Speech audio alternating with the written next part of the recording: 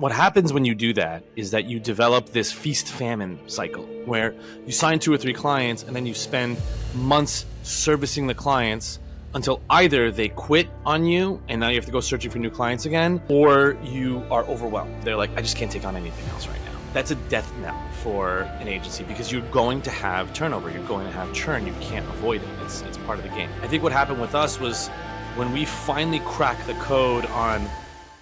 Hey everyone, welcome to Marketing Movers. Today we have Ilan, the Chief Revenue Officer at Taktical Digital. They're a performance marketing agency whose client roster includes companies like WeWork, BarkBox, and Casper. Ilan founded the company 11 years ago, and he has deep insight into what it takes to run a high-performance agency. So we're excited to learn more about your story and to have you on the show. Thanks for joining.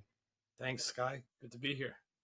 Absolutely. I'd love to start the conversation off today with your story. Can you start from the beginning and just walk us through what led you to founding the business? Kind of stumbled into it. It wasn't intentional at all. I was when I was younger, when I was a kid, I was the kind of kid that would, tinker on computers a lot and learned how to build websites by using this like hacky method of like stealing code from a website that I thought was cool and then putting it into Dreamweaver. I don't know if a lot of people know this piece of software. This is like old school stuff. So Dreamweaver was a piece of software that was sort of like the Wix of its time, where you could like visually put together a website and like edit the code a little bit on the back end.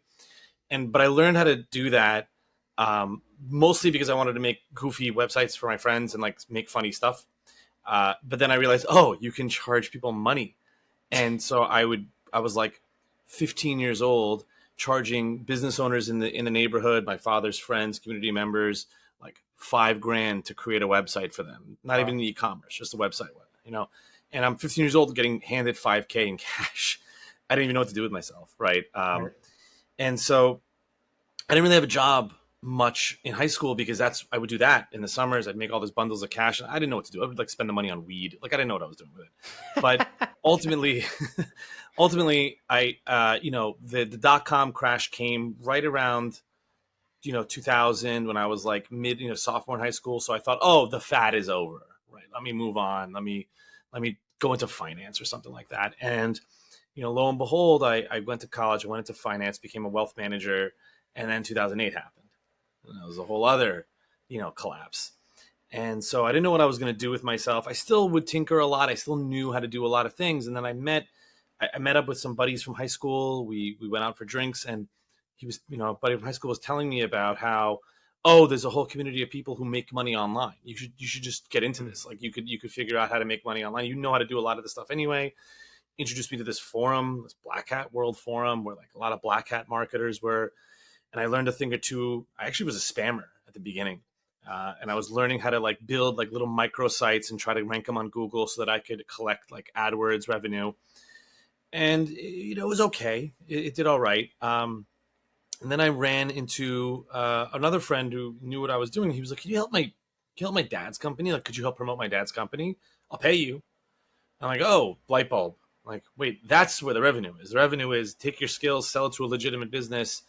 And this is like pre-Facebook ads. This is like before Meta was even a thing. And it was just like Google ads and SEO were the only things you could do for someone, really. And so I started doing that like on a freelance basis. And I made some money.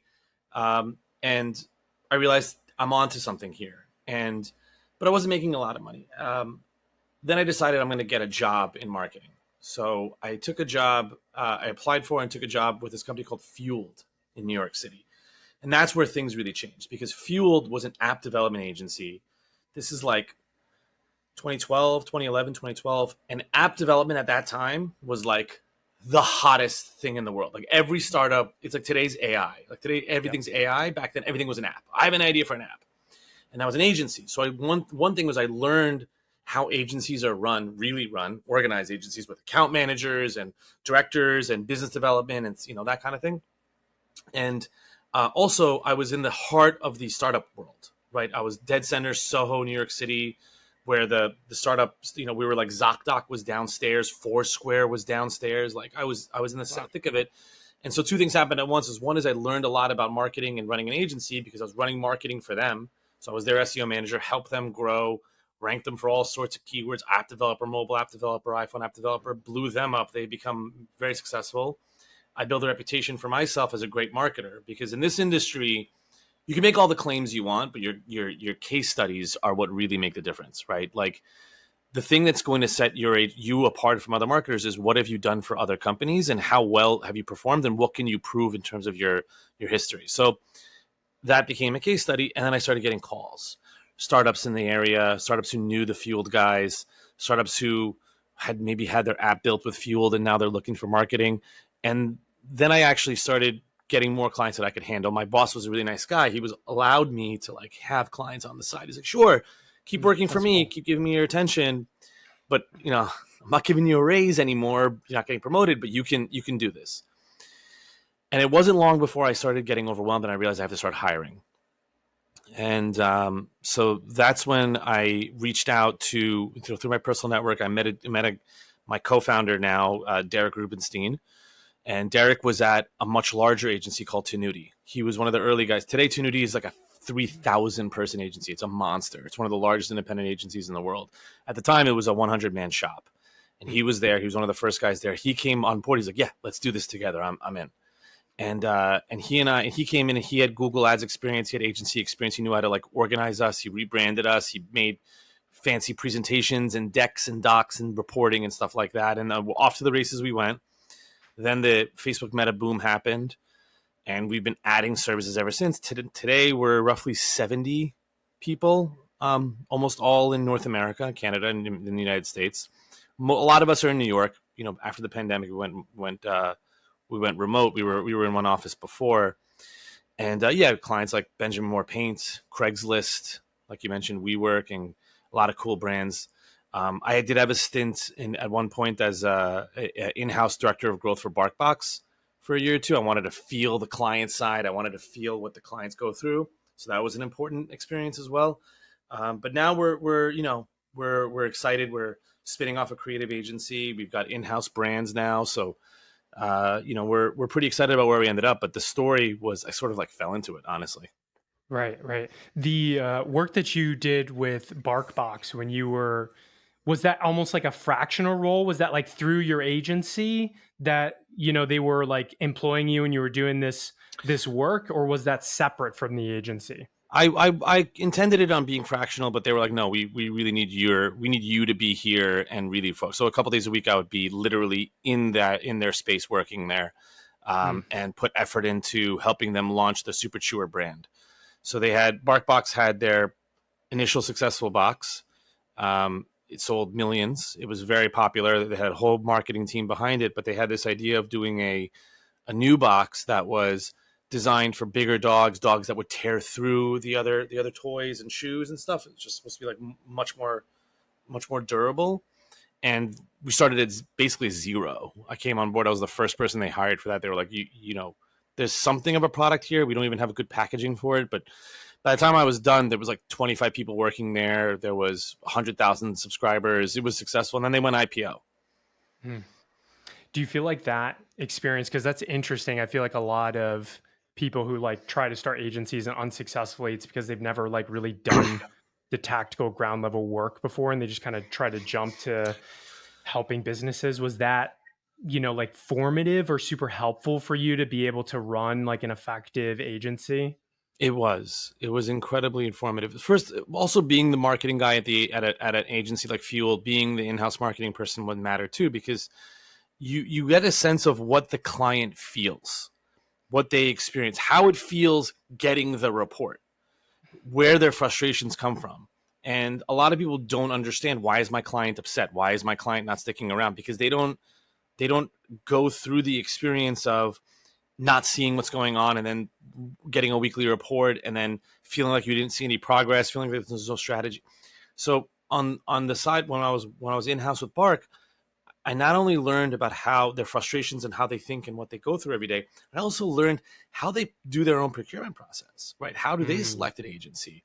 What are the Interesting. conversations that occur within the team when they're reviewing pitches, right? I also learned a lot about new channels. Like, I didn't know anything about how to run an Amazon division. Now we have an Amazon division because I learned how to do that. Uh, and I learned the difference between an agency that you could trust versus an agency that was wasting your time, and how Mm. decisions are made. It was extremely formative in a lot of ways, in terms of also, how they calculate their ROI, how they calculate their income, and their net income rather. So it was a lot to learn, but it was extremely valuable. When I was doing research preparing for this, I was taking a look, and on LinkedIn, it's like the company was founded September 2013. And then when I was reading through, you've got some like company decks there that are on your profile. And in one of the slides, there's this chart that shows in 2015, it's almost like 2 years after founding, you guys had around 3 clients. And then from there up until 2021, you guys grew to like 80 clients. So it seems like, for me as an outsider looking in, there was this period of maybe like 2 years where you were kind of like fine tuning things. You're figuring out what's the model, how do we like, who do we work with? And then boom, it seems like you figured it out and you started to scale. What's the story behind that? That's a good question. You did some good digging there. I wouldn't say we were 3 clients, but we were like 5 or 6, and we were we were fine tuning the model in regards to how you operate in house. And I think my biggest mistake Mm, as an agency owner was not appreciating enough how much internal operations affect the ability of an agency to scale. So I remember I was just basically super cheap, right? I was like, I want to maintain as much of the profit as I can. So if we charged a client, let's say 5K, 7K for the job, I don't want to use the money to pay people. I wanted to do it myself. So I was the head of business development, the head sales guy, but also I was the head of the SEO department. I was the account manager, the strategist, the reporting guy. And what happens when you do that is that you develop this feast famine cycle mm, where you sign 2 or 3 clients, and then you spend months servicing the clients until either they quit on you and now you have to go searching for new clients again, um, or you are overwhelmed and you can't deliver with them, or you stick with them forever. And right. I've seen this happen a lot. I've seen a lot of people, freelancers too, do this thing where they're like, I just can't take on anything else right now. That's a Right. death knell for an agency, because you're going to have turnover, you're going to have churn. You can't avoid it. It's part of the game.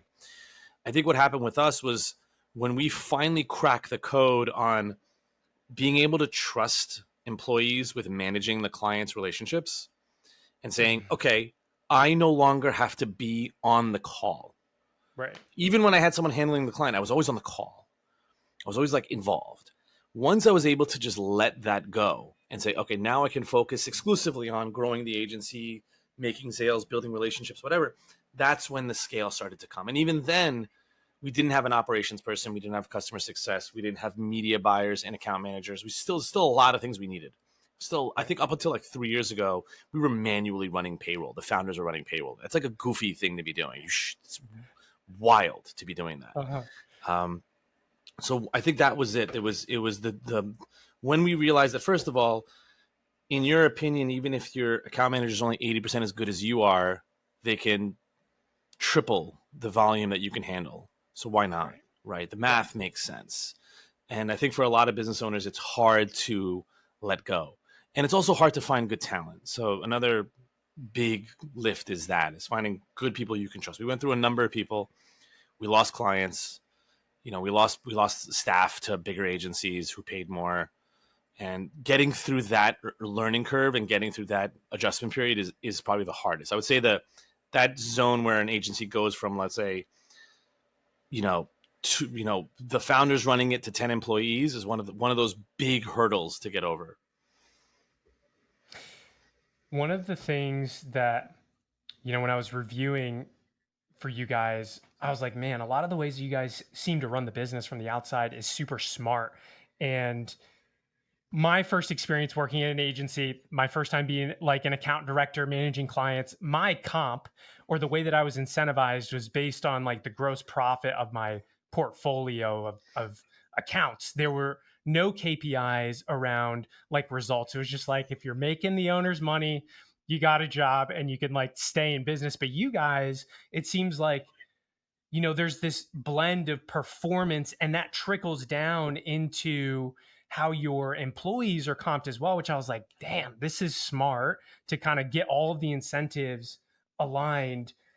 Can you tell us a little bit about how you think about that and how you structure all of that throughout the business? It's good. It's a good question. So it's a combination of there is an element of how much they manage. So the budgets they manage, the assumption is if the business owner or the your point of contact is happy that the budgets are going up, then you're gonna earn more money for us, you earn more money for them, then you deserve to get comped. We also have bonuses that go into it from the perspective of if you hit certain KPIs for the client, if the client signs up for additional services. So if the client expands into email or Amazon, you get a bonus, even though you're not running that department. Mm. Your peer comes on board, you get bonus on that. We also have duration bonuses. So the longer the client stays with us, there's a point system, and so the longer a client is with us as an agency, your compensation, your bonus compensation will go up and up and up. So there's a loyalty aspect to it.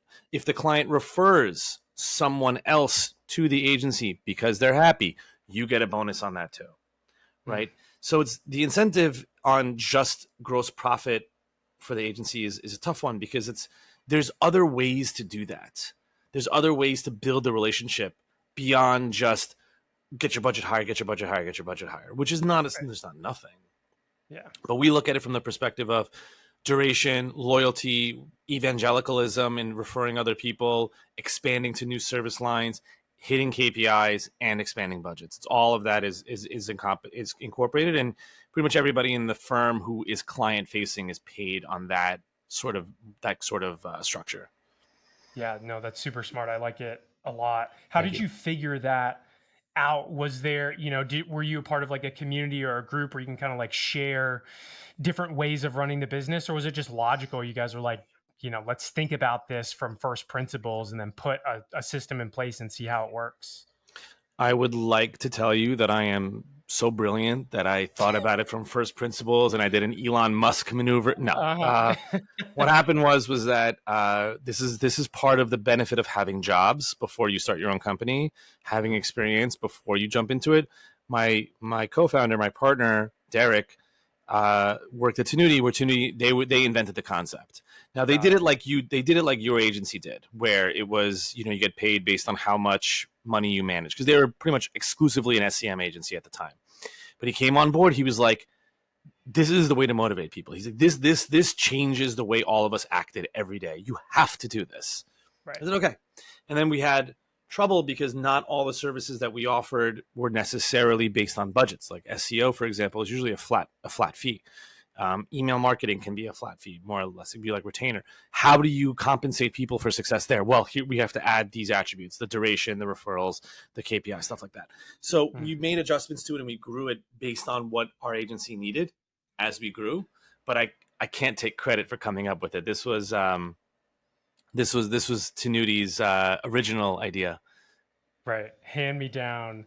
Yeah. Um, One of the things that I was curious about, because you mentioned, kind of getting through that period of 1 to 10 employees, really challenging. You got to be able to let go. But once you got some people in place and you were able to be more strategic with your time rather than in the business, you were focused on growing the agency. And one of the things that, I read about you guys too is that, around 2/3 of your growth came from scaling existing clients as opposed to getting new clients.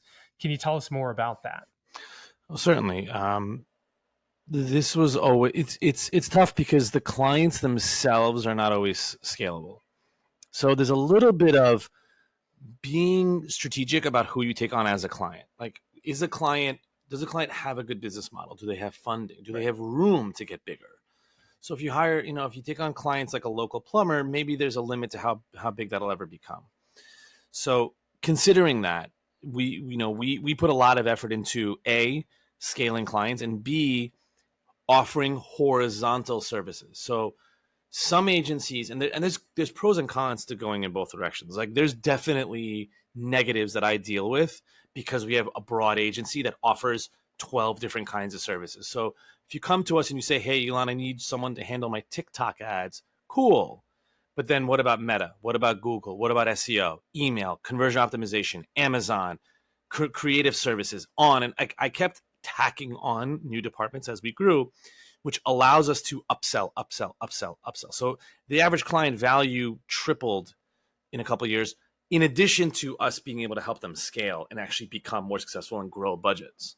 So those two things in concert, but there's definitely drawbacks to building an agency like that. It's not necessarily the smartest way to do it. What do you mean?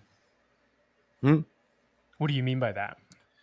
Well, one of them is referrals. So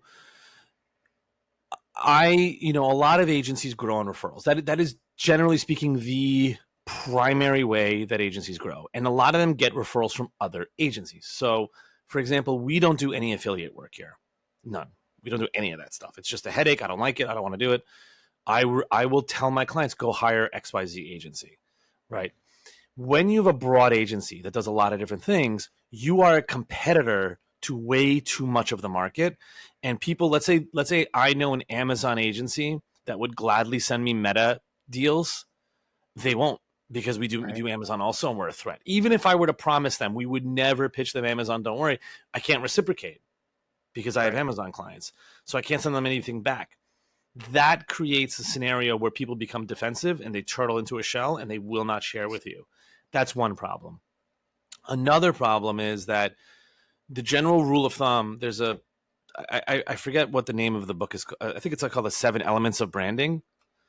I think it's called The 7 Elements of Branding, but I'll whatever it is. There was a book that was very clear about this, that a broad brand is a weak brand and a narrow brand is a strong brand, right? So the more niche you are, the easier it is to dominate that specific niche and to be the go-to. So for a long time in this industry, it's not so true anymore, but it used to be like if you were a marketing agency that specifically did work for lawyers, every lawyer would just hire you without even, they're like, oh, this guy does law, so we'll just hire him. That's faded away a little bit, but if you can be in the niche, when we are very broad like us, we're client agnostic. We have B2C, we have B2B, we do all different kinds of services for all different kinds of clients. We don't necessarily have a strong presence in any particular sector, in any vertical. And then we're not the first thought people have when they're thinking of a specific thing. So that's a drawback. You get a benefit, which is you get to sell to everybody and you get to sell bigger contracts to more people. But every sale is a little bit more of a battle. Right. Interesting. So you guys don't have a specific niche per se, but I'm sure, you have been very strategic about who you pick as your clients. Do you have any like heuristics or, kind of ways you look at those inbound people who come in to pick like, let's work with them versus let's not work with this company? So we did have a niche when we first started. I would say that our niche was definitely startups, apps, because of my history with Fueled, because of where we got started. That was like who we were most exposed to. So clients like artsy.net, these were startups that we were involved in and we wanted to be a part of. So that was definitely our niche for a long time. The problem with that niche was that, well, first of all, VC money dried up in the past couple of years. But also early stage startups tend to be cash strapped. They tend to be disorganized. They tend to pivot hard. So it was difficult, but it did give us that early niche. I think you do need an early niche because being a general agency from day one is very difficult. So we were a niche and then we just pivoted general. In terms of what we use to judge clients on, it's much more qualitative than quantitative. Do we have an ICP, an ideal client profile? Yeah, it's a company that does between $10 and $100 million. It's a company between 50 and 100 employees. It's a company that has a CMO, company that has, a model, all those things. But the qualitative issues are the more sensitive ones. Does this company have a dedicated point of contact? Because I've been in positions, and I've been in positions with impressive companies where there was just no CMO, there's no marketing person, and the CEO is out to lunch. He's spread way too thin, and he wakes up 3 months later. He's like, "What the hell have we been doing for 3 months?" We're like, "Brother, you told us to do it." If he doesn't remember. So we set a rule like years ago. We're like, if there's no marketing contact, we don't take the deal. We're not working with you until, if you need us to help find you a fractional, we'll find it. We are not working with people who do not have a marketing apparatus in place. It's impossible. The other one is the personality of the CEO. personality of the CEO, how aggressive they are, whether or not they have a handle on their own business. So a lot of times we'll take on clients, or we used to take on clients where the product had not been proven yet, and the CEO had this they have this weird confidence that their product is going to blow up. Like everyone's going to love it. I asked my mom, everybody's going to love it. And then it doesn't work out in the first few weeks and they start pointing fingers. Right. It's like, you can't, the marketing agency can only do so much. I can't push a product nobody wants. Right. Another qualitative, dangerous thing to look out for is people who have fired a lot of agencies already. Mm-hmm. People who have fired a lot of agencies, usually, that old saying, if everywhere you go smells like shit, check the bottom of your shoe. It's like that. It's like, yeah, I get one agency was bad, but like when you're on your fourth, it's not the agency anymore, right? It's how you manage the agency. It's how you select your agency. It's what heuristics you're using to pick the agency. You clearly don't either. Your product isn't good. You're not a good person to have a relationship with, or you do a piss poor job of picking the agency that's right for you, that's going to service your needs. Dangerous, right? Those are things we use to judge qualitatively. There are other things I do to set expectations with clients. So clients will often say, and you might hear this in a pitch, you're pitching, but they go, we're really looking for an agency that'll be really strategic. This is a very common thing. Set those people straight right away. Set that person straight right away. Because unless your intention is to behave like a fractional and actually do their marketing strategy for them, unless that's your model, they are going to be wildly disappointed with you just running ads for them. Because I tell them, that's not what we do. No one is going to do strategy for you unless you hire a strategic firm and then also an execution firm to get that job done. The strategy is on you. Hence why you need a marketing person. This is why you need you need someone to set budgets, set expectations, plan it out, build account. This is not going to happen with a media buying agency or an SEO agency. We will help you form strategy. We'll give you ideas. We'll give you concepts. We'll look at competitors. We'll come back to you with great ideas. But we're not going to tell you how much you're supposed to spend or what your profit margins are supposed to be. That's strategic stuff. That's not for us to decide. And so you have to set people like that straight right away. It's like, you are not going to get me to sit down with you and plan your business plan. That is not going to happen. And why isn't that a place where you guys, I imagine maybe you could like charge more or have larger services. Why not play in that space as well? It just wasn't, it's not that space is needed 100%. And a lot of firms do offer it. It's not us. And it's not most agencies. The truth is that the amount of effort it takes to do what you just described is enormous. Mm-hmm. So you'd need to really be placing fractionals. Like that would be really what you'd do. Because a fractional would have to go in and understand and have to be in the company, the company. Talk to the finance people, talk to the sales people, talk to the product people. You have to do product marketing strategy. This is a full-time job, right? Really, truly doing strategy. And the firms in the world who will do strategy for you, they want like $100,000 up front. And that was just not our model. I wanted a recurring revenue business. That was my obsession. I always wanted every month, just like the cable company gets to charge your credit card every month. I wanted to have a company where every month I got to bill my client ongoing. I don't have to go searching for 100K clients every week. That's the model I wanted. Nothing wrong with the other model. You can certainly do it, but I've noticed that people who try to do everything tend to do everything poorly. Mm-hmm. Mm-hmm. Another thing you said that I thought was interesting was that you don't think the industry is this way anymore, where, if you're a lawyer, the first thing you're going to look for is like the digital marketing agency that focuses on lawyers. And it seems like in your experience, that was the case, for a while, a couple years ago, but it's no longer that way. What did you mean by that? I think it still exists. It's not like it doesn't. I'm sure there's a ton of agencies that make their bones off of servicing a particular niche. I think a little bit that has cooled off and the market has matured and understood that an agency that works with dentists could probably still work with lawyers and probably still deliver as long as they can prove that. So, we still do it. We still promote ourselves. Like we have, ads that say we're fintech experts. People love to see that. That is not true. That is not untrue.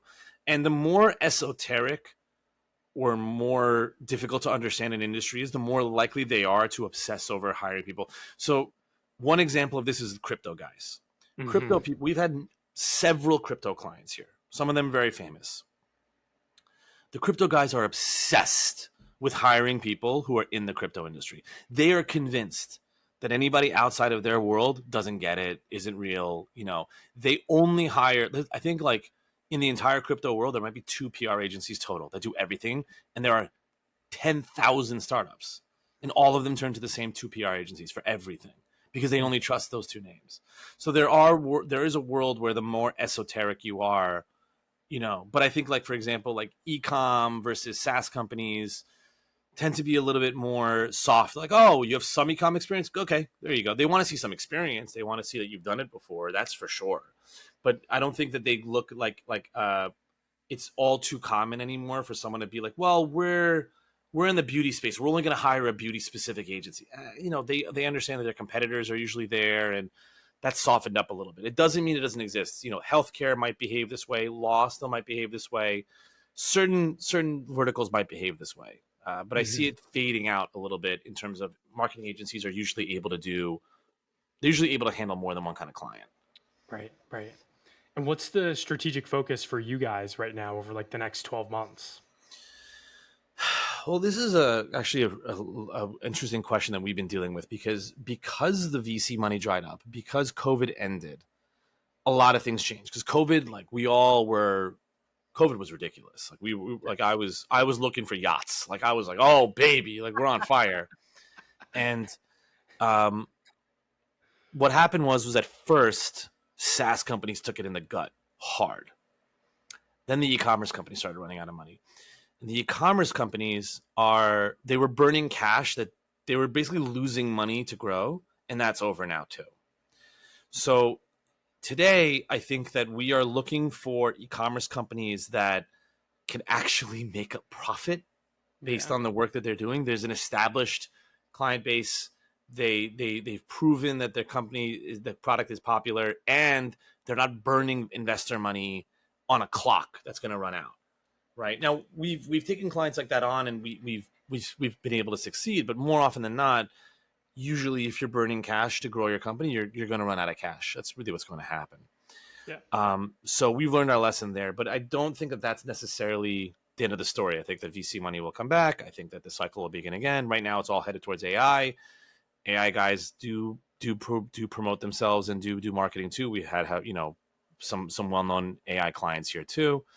But those, we treat them like SaaS clients more than anything else. And there's a specific B2B has a specific type of marketing than D2C does. But the truth is, if you're an agency, D2C and e-commerce and direct to consumer companies are always going to be the biggest monsters. They're whales, always. But as an agency, I think we have ultimately matured to a place where, like, we're going after bigger brands, bigger names. Alibaba is a client here. TikTok itself is a client here. We do content for TikTok. We have a whole new content division that we're spinning off into its new agency called Studio T, where we make viral TikTok content. Like, we have creators that we hire to actually shoot content for the feed of the client, not like UGC, but like actual like comedy skits and fun stuff. So brands like that are clients here. Benjamin Moore Paint, like I said. So we're trying to nail down some big household names. Right. And I think we're there now. Like, we're finally at a zone where we can make a real run at offering unique offerings and services to brands like that. That's exciting. Mm. Do you feel like it's possible, for someone who's like in the earlier stages or just getting started to compete for some of these bigger names? Or do you feel like, you've got to have the case studies and the experience to be able to kind of get in the room and even get considered for these deals? You have 2 shots at big companies. Well, 3. There's 3 ways to get in if you want to get in. One is case studies, right? You have a big win with Coca-Cola, you call up Pepsi. But that's chicken or egg, right? How'd you get the case study? Right. Number 2 is know somebody, right? Get a friend, meet someone at a networking event, suck up to them, send them flowers, get them to let you in the door. Or 3, offer a service that is so weird and so unique and so no one's ever heard of before, that they have to try you out. I'll give you an example. One of our clients is a brand called Open Fortune. Open Fortune is a company that they work with fortune cookie companies to put ads into the fortune of the fortune cookie instead of just a bland fortune, right? Wow. My God, do they get a phone call back from they call the CEO of Verizon, he'll call him back. Be like, I gotta talk to you about this.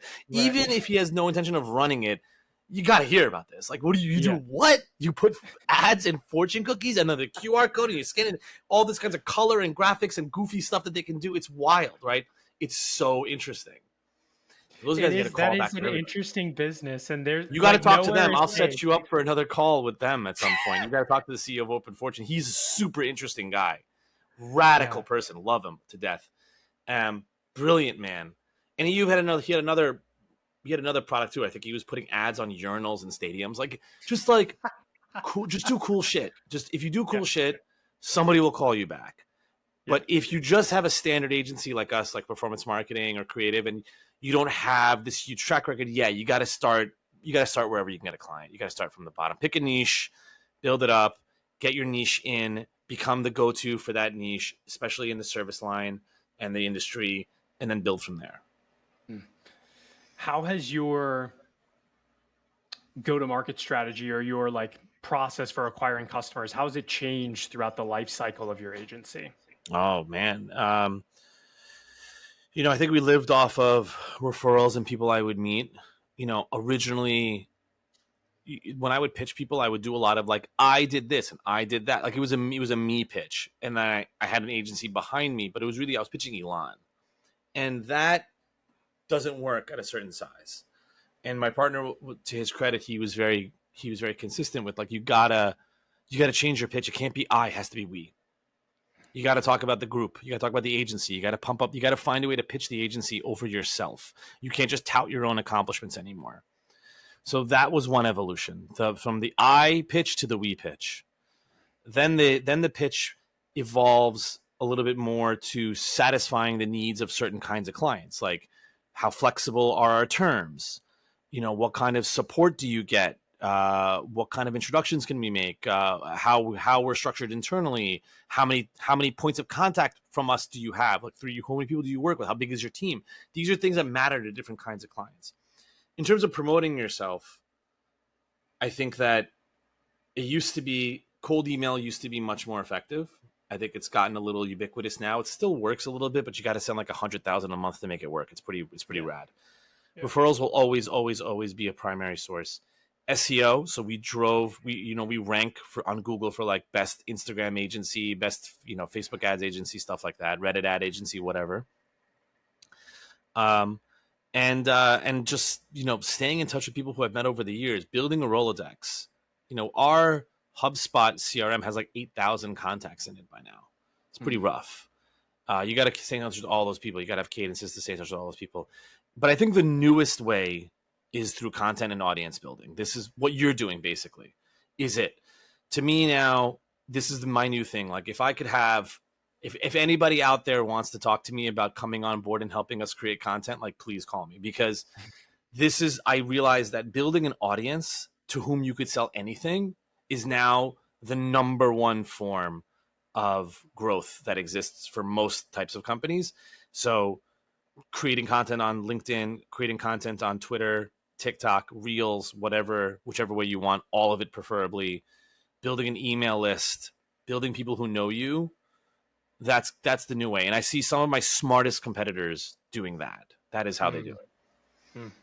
So do you guys have big plans to start pushing more content? As soon as I find someone who can handle it, I talk to a lot of my peers in the world, and they're like, oh yeah, I write my own content on LinkedIn. I shoot my own video. I don't have the time or the headspace for it. So I'm the kind of person that when I know I'm not going to do it myself, I will sacrifice money to hire someone to do it, because I'd rather the result than the money right up front. You know what I mean? So Yeah. I'm looking to hire. Most people will do their own content. Most founders will do their own content. It makes sense to do it because you're the one who. But some of us will hire and we'll do brain dumps once a week, I'll brain dump on all of my, just like right now, we're having an open conversation. I'm laying out my thoughts. You have a brain dump. You let your intern or whatever know what you're thinking. They help you script and shoot video, write content for LinkedIn. LinkedIn's a great way to grow because the content on LinkedIn is usually crap. Like there's nothing interesting on LinkedIn. So if you're even mildly interesting, you will get like 100 likes on everything you do. Yeah. Well, I'd be curious of your feedback after we publish this. Let's count how many cold emails you get with pitches for, hey, I'll write your content. I welcome it. Yeah. What about sales process? I imagine pitching to the SMBs now, and then like pitching to enterprise, you probably, I'm assuming, had to redesign the way that you like do discovery, put together your pitches. How did that change over time? I mean, that changes constantly, right? Our pitches have gone from,